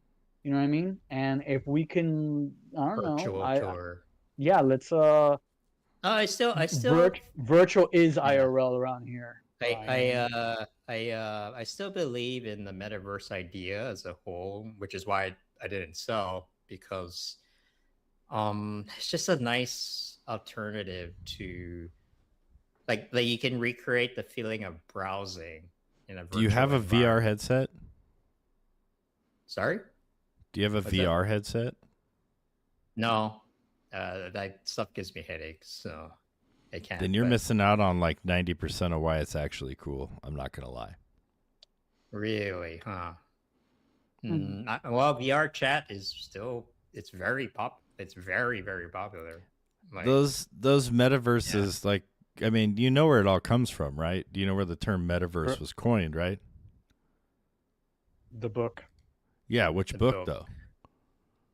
Well, I don't know. Maybe it works for other people, but it's good enough. I play FPS games, right? It's like it's immersive enough for me. But brother, an FPS game on a 50-foot screen in front of you, like that you're like 2 feet away from, is trust me. That's too much, man. I need a little distance. Oh, I feel you. You say that, but you haven't seen it or experienced it, and so you're judging it without any experience. Yeah. You're telling me how good something is and how bad it is without ever tasting it. Well, whoa! Okay. Oh, I tasted it. I didn't like it, man. You weren't running real VR. I promise. I did the VR thing. It hurts my neck. It's heavy. It's usually too big for my face. So a lot of stuff has changed over the years, Ryan. Just to let you know, like the devices are getting lighter. And again, if you think about maybe Vision for OS for Mac, which is a whole different thing, right? It's they're introducing an entire operating system, which is definitely the future, right? But if maybe I don't know, and the prices are going a lot lower, a lot more economic. But for Blang's point, it is a different scenario, right? Because you're immersed, right? Yes. I mean, to me, there's one metaverse. There are endless virtual worlds, correct? And that said, for an old guy like me that's been around doing pushing pixels since the 90s, where now I'm pushing pixels off of my screen and internally, where now I'm looking at it all around me. It gives me another depth. I mean, theoretically, well, I don't know. A different depth. I don't know. Okay, but like kind of, what I'm just saying is really like, one, we know there is a demand for this stuff. If you look at Roblox, right? If you look at VR chat, we know that people want to interact with each other virtually. The problem is that they don't want to do it on Web3 platforms because they're suspicious of it, right? And so if we can bridge that gap somehow, something could happen, but like, I guess that's why we're talking right now. So the central land, like on cyber, right? You can visit it on just a PC or your Mac, and it doesn't have to be VR, but there is a VR option, right? So I think that's a good way. And what I'm trying to say is immersive music, right? Spatial music, which is it's going to be we're going to be what I wanted to do. You're right. reading my mind right now. Right, but what I'm saying, I'm talking from a production point of view. I'm talking about from an artist point of view, and from someone who just listens to music all day. You know what I mean? And it's like we have a lot of great music on Teo Cafe. And it's like we need to leave the studio. We need to put it in other places where people can hear it. And if something very simple like doing something in one of your spaces, or should I say one of your plots, where they can actually get close enough and be like, oh, look, check it out. There's this stuff happening. That's what I tried to do. That's what I tried to do a few years ago. And let's try to do it again. Yeah. Mal, do you have your hand up or is it glitched? Sorry. I do have my hand up. Okay, please. Okay, sorry, please jump in because a lot of times it just gets glitched, soon. so we're not sure. I have to go soon, but two things. Firstly, one of my 5-year plans is to build an artist residency, a physical location on 400 acres that is both STEM and art, which would include music, which would include crypto and all of that good stuff. So, because the only way that I can access things currently is virtual in metaverses and similar spaces, because I'm immunodeficient, but this residency would be fully quarantined and accessible. That is something that is very important for survival, along with accessible access. So that's something that I'm going to be plugging away at, because eventually I want to be able to do music. It has been recommended to me to do a bubble tour. Don't know how that's going to work, but to somehow be quarantined while doing a tour, who can say how that's going to work? I don't know. But anyway, so virtual is my preferred choice, because it's my only choice. Yeah. So anytime that is coming up in a conversation, I would like to encourage it, even if it's challenging. So that was the first thing. Okay. Second thing, before I run away, because I am unwell and need to lay down again, I'm streaming on Twitch, everybody. Do some self-promo. If you want to watch me play SNES games on Twitch with terrible internet, slightly choppy visuals, but very good audio. While I sort out my internet situation. When Castlevania? Eventually, I'm sure. I've got when upgraded Starlink. I don't know, I got so many to work through. The first one that I'm doing right now is Zelda, Link to the Past. Then I'm going to be working through Harvest Moon. Then we need to get you Starlink, lady. My fat stacks. No. Oh man, I gotta think of a few games from back then. Starlink is a non-starter for me, but I am working on getting internet. I'm in conversation on the daily with the Ministry of Mining and Energy, as well as the Ministry of Infrastructure, and they're gonna get tired of me eventually, and they're gonna give me what I want. So, I'm working on it. But yeah, Starlink is a non-starter. That sucks. Our provincial government had a contract with them, which they canceled. So, ooh, yeah. So for what might be obvious reasons. But yeah, so we'll see what happens. Sounds great, man. Yeah, I'm working on it. But give me a follow on Twitch. Come watch me play video games. It is Malicious Sheep 56 on Twitch. Do you have any links anywhere? Yeah, I do on my page. I just retweeted the thingy because I can't pin anything in Spaces. It's been like a month and a half. Oh yeah, I have the same issue from my phone, I think, or from my or was it through BlueStacks? It works on the PC version, the web version, but not on my mobile version for some reason. I don't know why. Yeah, so it's there. It's the top one underneath my pin. I'm pinning it right now. Beautiful. Thank you. I appreciate you. Every Friday, 5 to 9 p.m. Eastern Standard Time, I will at least be doing that stream time and day. But then I will also randomly be streaming when I have some semblance of capacity. And it won't be as long necessarily, but I'll be on there playing through the games. And then slowly building up to my Steam games once I have a better internet connection. Because I am enjoying this a lot. It's fun. You can listen to me do ridiculous character voices because I narrate everything. She really Sing does. randomly. And yeah, I'm working on my streamer song list, so people are going to be able to do requests soon of songs, which will be fun. We'll see if I get strikes for DMCA or DMCA. I don't know anymore. Yeah, I guess because that has happened. Twitch is more lenient than YouTube, but you still gotta. What if it's decentralized music?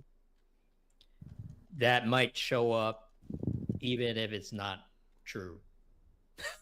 So how it works is that there's like screening that happens with all of the material that's picking up on elements of the music that if it's matching the pattern of music owned by a megacorp, then that'll get flagged, even if it's matching the pattern. Yeah, even if it's original. So like it can then be reviewed. So like in my case, hopefully it wouldn't be an issue because I am doing it a cappella. I'm creating it from scratch. And I'm not using background music, and I'm not doing anything like that. It's just me making sounds with my face, but it doesn't mean that I won't still get flagged on occasion. False flags are a real thing. Yeah. Mm-hmm. Yeah. But anyway, follow me on Twitch. Yeah. So before we close up, Ryan, I got some homework for you. Do you still like reading books? Not really. Or do you read PDFs? Do you read? I do read. Okay, I know awesome. how to read. All right, awesome. I was in grad school for a little There's while. this awesome Dr. Seuss book called Snow Crash. It came out in the early 90s. But he wrote it under a different name called Stephen Patterson. Yeah. But anyway. Right. Okay. Neil Stevenson is his... Neil Stevenson, that's what it is, yeah. Right. His name de plume. So Snow Crash. And that's... it's a really good book. It's one of the first books that actually use the term metaverse in it. And what I love a lot of it is I'm not sure if you remember this, Blanks, but the meta cops. So there's these meta cops that went around. I read it last year again. Right. So the meta, and it's really cool because I see a lot of that happening on Twitter X as well. There's a lot of meta cops. It should be done this way, and this should be done this way, and it's not, and it's almost that same thing. And we're talking about 1992. Okay. And there's a lot of great books that came out after that. But definitely, Ryan, Snow Crash, definitely I think you should read that. And then we all can talk about it someday. Peace. Okay. By the way, we are not closing up yet, but that was a good reminder to do a quick last call because we will be closing in like 30 minutes max, I think. So if anybody wants to join the convo, just jump up. And of course, thank you, Mal, for coming up with us and joining the convo. It's always a pleasure.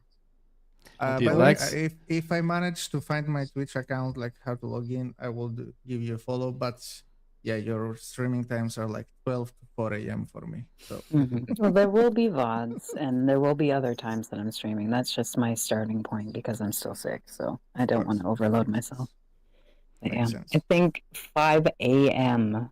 for SNES games seems to be the peak time for viewership anyway. So I might readjust. 5 a.m. Yeah. Yeah. I've been going to bed at 8 a.m. What time zone? To sleep, so EST. What's the weather like over there where you're at? Cold.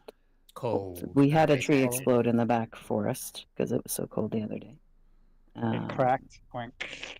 Like full on explosion. Yeah. Like you see on the Google webs. Yeah. I didn't even know that this was a thing. Yeah. That's because the water within the structure of the tree is freezing and thawing at variable rate, and so then it creates like a pinch point, like with like how you blast you can blast things like marble and stuff by Granite. drilling holes and it's using water crazy. pressure, right? Yep. Similar thing. Yeah. So current time for my stream is 5 p.m. EST to 9 p.m. EST for Fridays. And then you will randomly see me jump on whenever I feel like it on top of that. So, yes. Love you guys. I'll see you later. I'm gonna See go you, lay down Mal. now. Thanks for Yeah. joining. Yeah, Thanks, Mal. talk to you Thanks. soon. I just managed to log into my Twitch account and to try to follow her, but now it's asking me to verify my phone number or something. Jeez. Oh, better quit. First sign of resistance. Just quit. Are they giving it, away? My phone number and my details, like everybody else? Like, You don't You have might like get a really good insurance quote, though. I'm just saying. You know, you can get a I free think there's a Google way phone to number avoid, for as all long of as you that. do any email verification, there should be a way for you to do so without the phone Use your Let's Google see. Voice number. for accessibility. Yeah, I boy. mean, Ledger already gave it to everybody, so Yeah, that's it's true. fine, I guess. Fucking Ledger. Yeah. Oh, did you know Snow Crash was Yeah. also the one that predicted Uber Eats? Really? That's Wow. pretty Yeah, it's cool. what one of the main characters Okay. is doing when you start the book. I think you recommended it to me too. So maybe I should. Anybody who's into tech, be it crypto, VR, AI, any of that, they should check out Snow Crash. Okay. It kind of started a revolution. I mean, kind of. Okay. I don't know, man. Did you Alright. read Well, the Forever War regarding- series? Did you regarding- read those? Yeah. Well, just real quick, just regarding my plot, the folks here have an open invitation to rent out my space for any reason. Just let me know, because this is not the first time I've let people know about. But I just don't like. I need someone else to be the lead on this. I'm willing to work or willing to help, but I don't have a vision for what I want to do with it right now. So yeah. So I saw Bosque Gracias, and before that unfortunate incident, they were doing lots of events on Decentraland. Like, I was really surprised. Like, they're still doing music events. There's still people are hanging out over there, and I'm like, wow, okay, so it's not dead yet. And so yeah, so I offered him, like, hey, do you want to do something with this thing? And he's busy with other stuff right now first, but anyone here, I trust most of the people here, except for that guy over there. I won't mention, but That's me. What That's what me. color PFP? The guy with the crown and the sunglasses. Oh yeah, I never trust a guy. Never trust royalty. I think our royalty in the United States all comes from where you moved from, sir. No, that's recent. That's thing. where Kevin lives. The modern day American royalty. It was you broke in, everybody loved you. The celebrity was the modern day royal in America. You I look don't at the even know tabloids about Kennedys. in what the Kennedy. politics now. Politics is now Hollywood because we don't have Hollywood anymore right now. Nope. Oh No, my Hollywood God. is dying, man. I just moved My away ex from used to there. work at CNN. She said, like in the politics, they had a saying like, "Politics is Hollywood for ugly people," Yep, 100%. Yeah, I've heard that too. or Washington is Hollywood for ugly people. No, now it's just Hollywood. No, it's just but Hollywood's not there anymore. It's like Netflix taking over everything. What about politics is technology now? Oh man, it's a whole another can of worms. Netflix will probably buy Warner Brothers, Yeah, if not Paramount. they're And gonna own then in a couple of years. They're gonna own There's everything. Disney, Yeah. and then they own they bought Fox and all that, so that's consolidation. There used to be more media companies, now there's less. It looks to me like Apple is eyeing to buy NBC Universal. Yeah, I do think the tech Because they companies have are that gonna bundle buy out. package now. Yeah. So to get Apple TV Plus and Peacock, and they haven't bought a studio yet with like a content library that goes back whatever 100 years. So that's It kind for of them. comes full circle though, right? Like where Yeah. we talked about earlier. Like remember when Netflix distributed DVDs? Yeah. Yes, That was of course. So they Sony went used to from be that. their first product was a rice cooker. Yeah. They knew what they wanted to do afterwards, like, but they determined that okay, the first way to break into the market is to make Black a Dove rice buying cooker. out Foundation. Is that so weird? Not really. You know, It is if it's a times stress before. purchase. What's the company called? Black what? Black Dove. Oh, you weren't here for that. I never heard of them. Is this a thing? They make Oh yeah, they've been around for a couple years now, digital- Kevin. They've been doing frames for a long time. Yeah, and they bought out Frames? Foundation.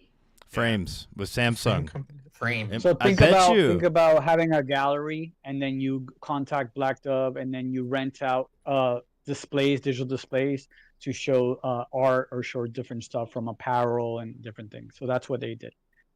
What happened to Rodeo? Gone. That's gone. Didn't work Gonzo. out. That cowboy got laid off. Capturing the spirit of hen. Everyone got so pissed. They are. They're That was my capturing the favorite spirit of thing. hen. They captured he had it to delete so the well. tweet. They're following in their footsteps. You know, They did it. They captured it. they did. They really did. Mm. Congratulations. Ouch. The spirit of hen. Oh. They are the spirit like hen. Black Dove will never be Tezpol, but you know. Oh, but you got try. Disney, Apple, Netflix, and then Oracle technically owns Paramount. Amazon Prime, Amazon. Kinda. They did Fallout, and that show's very popular.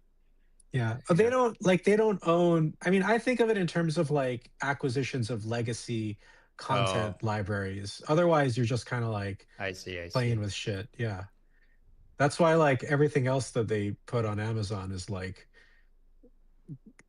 I guess, royalty free content, like all these kind of cult movies from the 80s and shit Kevin, like that. Who owns TikTok now? I don't know. It's that company that they were Xi forced to. Jinping. No, they were forced to sell to an American company, which is now controlled by Republican. And I thought it was just the U.S. branch of it is they have an American CEO. Did you guys see just a tail end of what everyone's kind of walking around here?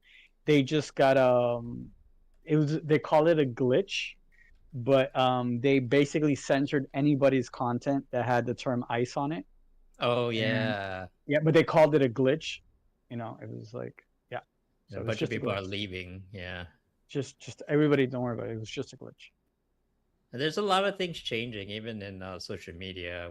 And we should be really ready for anything to happen, because X put up an update. I don't know when they did this. If it was recent, I think it was recent. Like you can see where, like the full spectrum of every user, and like what country they created their account, what country they're logged in from, and all that. Like if you go to the so much for part of their profile VPN. if you go on someone's profile and you click into date joined, and then it'll show you the bits. Well, that's good because like I'm dealing with a lot of these goddamn Islamic Republic cyber army. Like you're doing people. Iranian stuff lately, right? Yeah. But yeah, I'm doing Iranian stuff.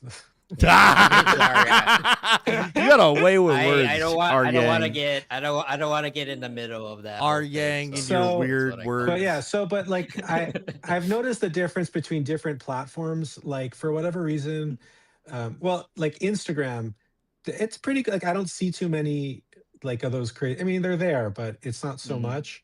But Facebook is just like saturated with these people. Like it is just completely. Oh no, it's terrible. And they're how is that platform still around? Carbon copy well, it's carbon copy kind of like, and I feel like they have it systematized where they're all like getting their responses from the same well, and like they have to slightly modify it by like adding an extra Yeah. period so that they can Well, get well, them Facebook was the reason whatever pennies they're why. getting to for every Yeah. post. So they get people from like very impoverished countries to do it because I can tell by their profiles.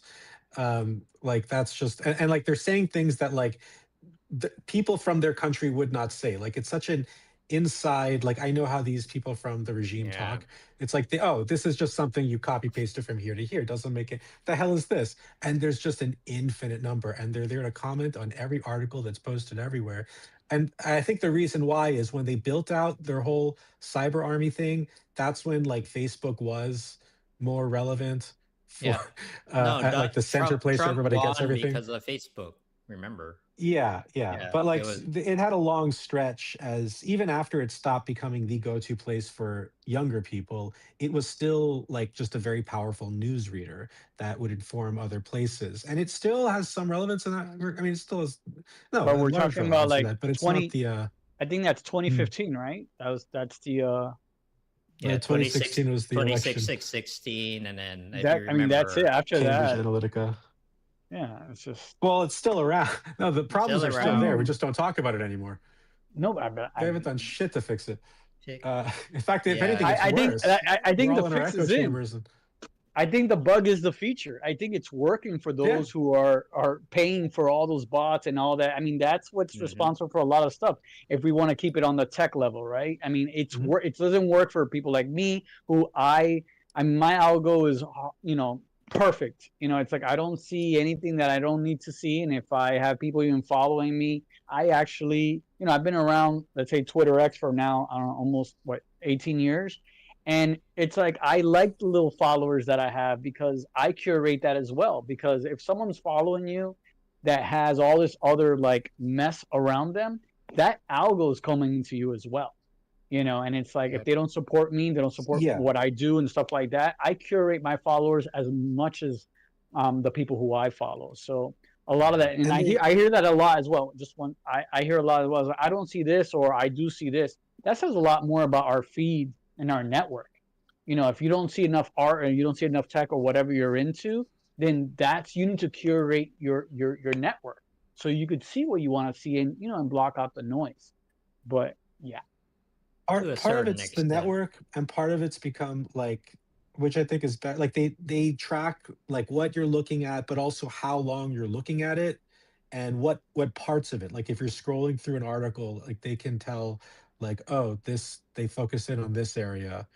They want to go really deep. They can see like where your cursor and through that they can like tell also it's like are you there because you don't like it or because you like it because we did talk more about like back in 2016, well in the aftermath in 2017 and everything like oh it shouldn't just keep you in your echo chamber, they should give you the full spectrum of everything so people don't go nuts.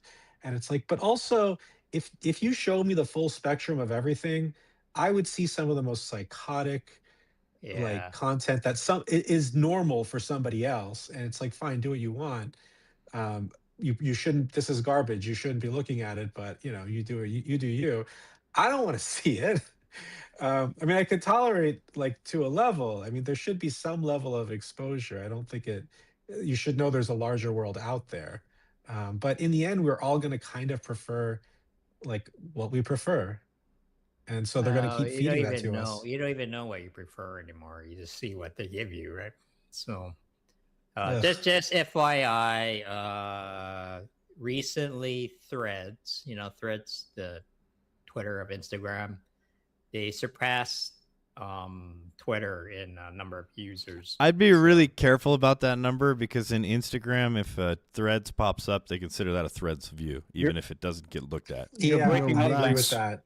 I get lured Yeah. into Threads a lot, but I haven't You went posted all anything. robot. It's honestly it's not great over there either, but it is an alternative.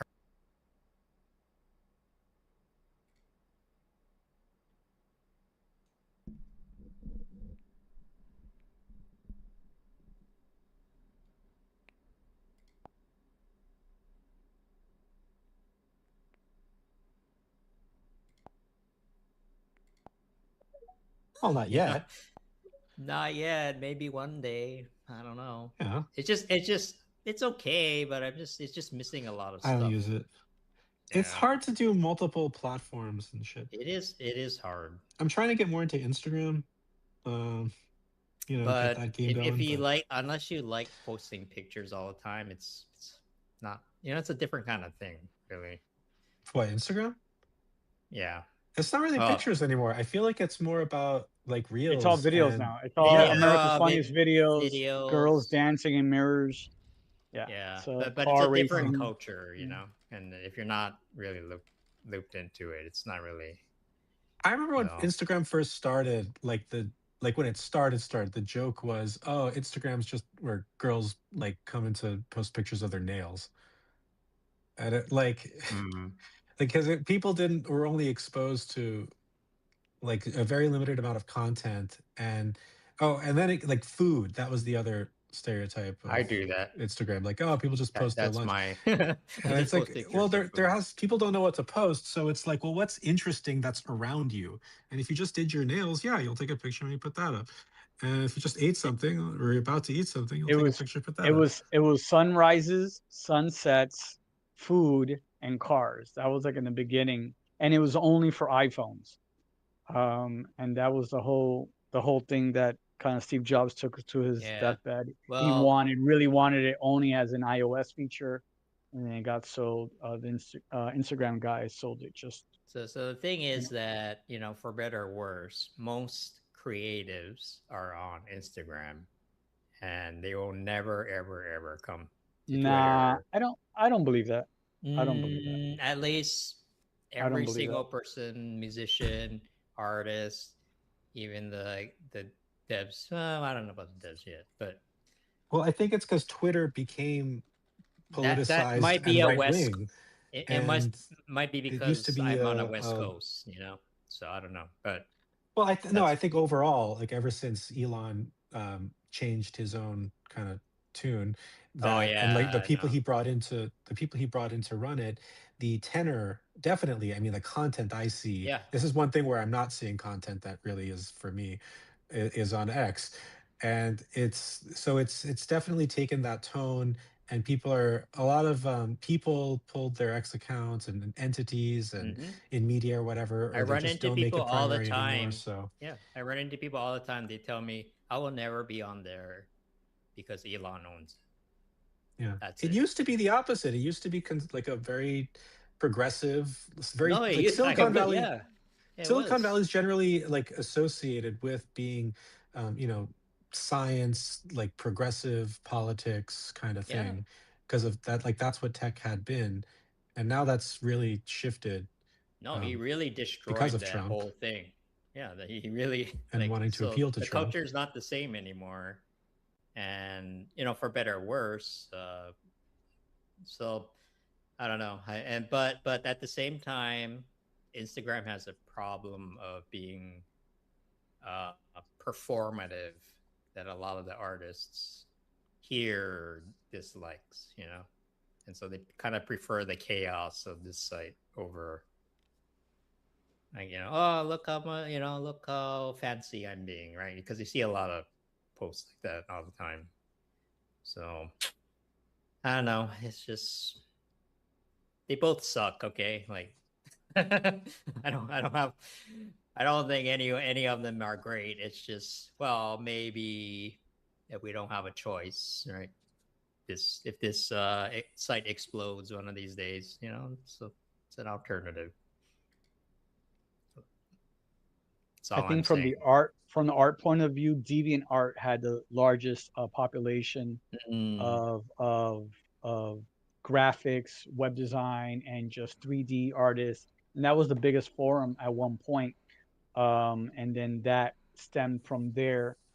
I believe a lot of it went into Twitter early on, where people were posting, where they can post. Yeah, remember? You're right. You're right. Just from my experience, remember, we came from a forum kind of generation where everybody was posting their stuff. Oh, I like that. What did you use for that? Blah, blah, blah. And there was this whole, like, the forum base, kind of talking.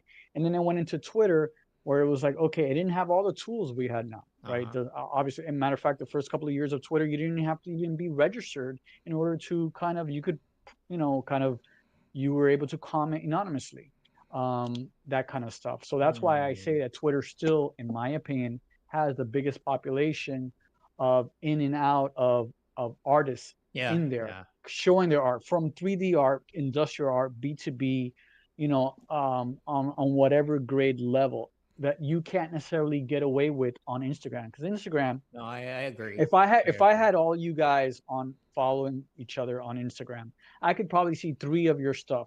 And after the 4th one, now I'm getting insurance quotes. Now I'm getting some chick dancing in front of like a mirror for 20 minutes.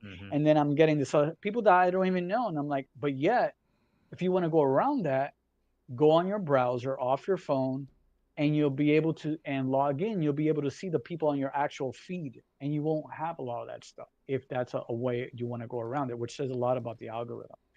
But yeah, I think no, you're right. There are a lot of communities still here, which is part of the reason why I'm still here, right? And asking people to migrate entirely is really hard, right? Like, let's just all go to this other place. It's not easy, but yeah. But I don't know. Like I said, I'm just expecting anything to happen at this point, and so I'm keeping my options open.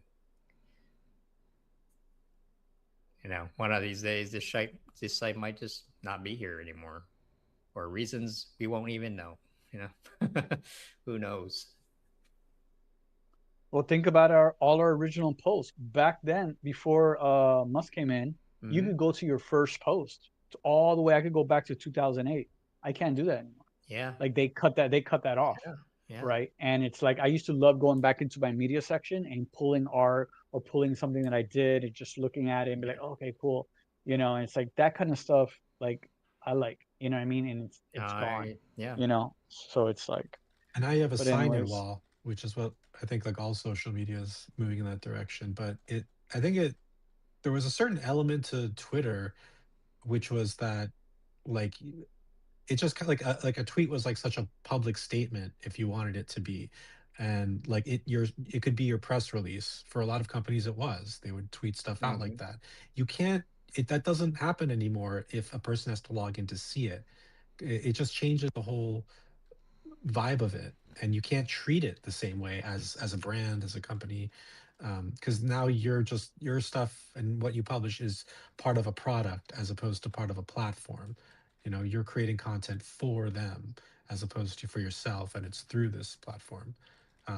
That, and the fact that they changed the name of like tweets into, okay, fine, you want to call it X, fine, but they changed it from tweets to posts to be more compatible. But it's like a tweet was a specific thing, and like it was its own kind of object, and they were so lucky that this platform had it associated with what they were doing.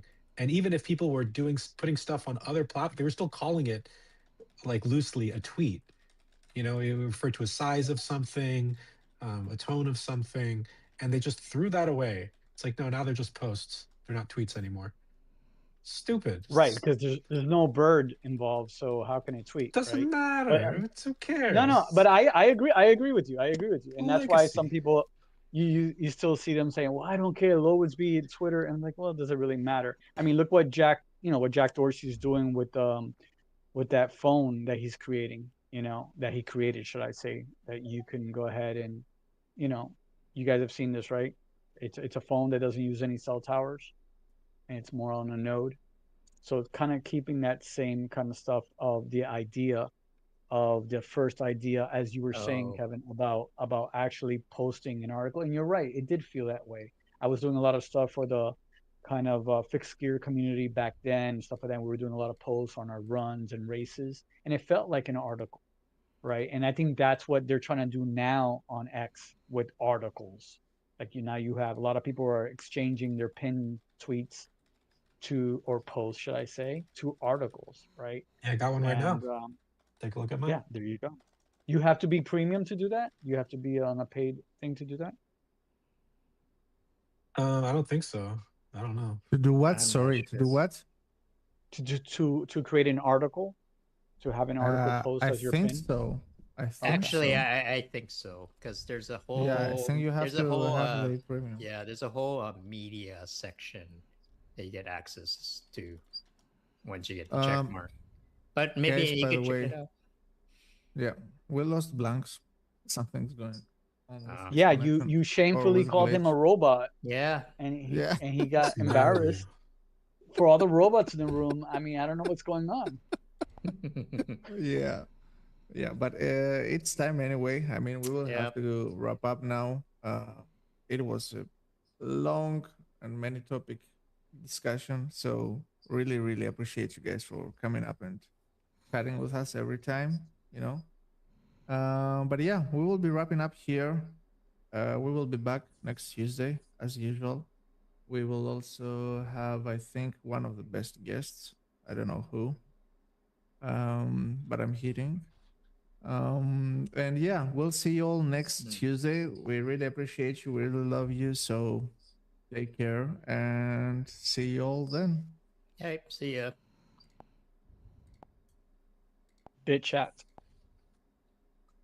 Look for it.